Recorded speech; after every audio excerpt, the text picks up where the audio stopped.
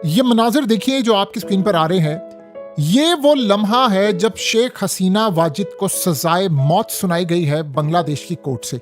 और देखिए लोग कितना खुश है, और वहां पर सूरत हाल ये है कि अगर कोई बंदा कोर्ट या बाहर पाया गया कि वो शेख हसीना वाजिद के साथ खड़ा है तो लोगों का गुस्सा इतना ज्यादा है कि उन्होंने इसको छोड़ना नहीं। लेकिन सबसे बुरी सूरत हाल ये है कि अब मोदी फंस गया है। मामला ये हुआ है कि आज बांग्लादेश की कोर्ट ने शेख हसीना वाजिद को सजाए मौत दी है। लेकिन इस सारी सूरत हाल के अंदर जो असल कहानी है वो ये है कि शेख हसीना वाजिद ने ऑफ कोर्स वो तो एक तो उम्र कैद उसको हुई है और दो जो मुकदमात हैं उस पर सजाए मौत हुई है। ये तीन बेसिकली जो इल्जामात है, एक ही को इन्होंने मुकदमा बनाया।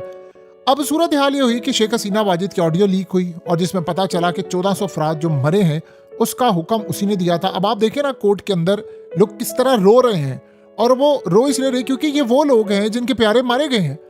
अब शेख हसीना वाजिद ने कहा जी ये पहले से फैसला तय था, मेरे खिलाफ आया, ये वो। कहानी यहाँ नहीं है, कहानी असल में ये है कि दो तीन चीजें यहाँ पर हुई हैं। देखिए शेख हसीना वाजिद को फौज ने फरार करवाया और इसमें आप देखें तो एक साबिक आईजी था, वो सुल्तानी गवाह बन गया जान बचाने के लिए, और बाकी इस तरह के लोग हैं। यानी जो असल में मेन कल्प्रिट हैं उनको सजा नहीं मिली। अब आप यहाँ से अंदाजा करें कि ये मनाजर देखें, ये अकूबत खाने हैं और ये टॉर्चर सेल्स। आप सोचें ये छोटी सी जगह यहाँ पर लोगों को रखा हुआ था, यानी आप ना उठ सकते हैं ना बैठ सकते हैं, यहाँ पर लोगों को कैद रखा हुआ था और मौत से बदतर जिंदगी थी। लोग मौत मांगते थे, उनको मौत नहीं मिलती थी।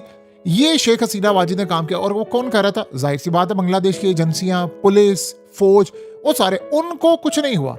अब सवाल यहां पर यह पैदा हुआ है कि अब मोदी कैसे फंसता है। देखिए दो चीजें यहां पर जेब में रखिएगा कि इंडिया में इस वक्त सबसे बड़ी सूरत हाल ये है कि यहां शेख हसीना वाजिद मौजूद है और अब प्रेशर जाना है इंटरनेशनल सतह पर मोदी के ऊपर कि शेख हसीना वाजिद को तुम दो। इंडिया ने असल में शेख हसीना वाजिद को पॉलिटिकल असाइलम दिया हुआ है, यानी वक्ती तौर पर जो सूरत हाल है। उन्होंने, आपको याद होगा, दलाई लामा को भी दिया हुआ है। अफगानिस्तान के जो लीडर्स है जो तालिबान की वजह से बहुत सारे इंडिया में रहते हैं, और इसी तरह श्रीलंका के जो तमिल टाइगर्स थे वो भी काफी अरसे से, यानी जो कई दहाइयों से वो इंडिया के अंदर थे।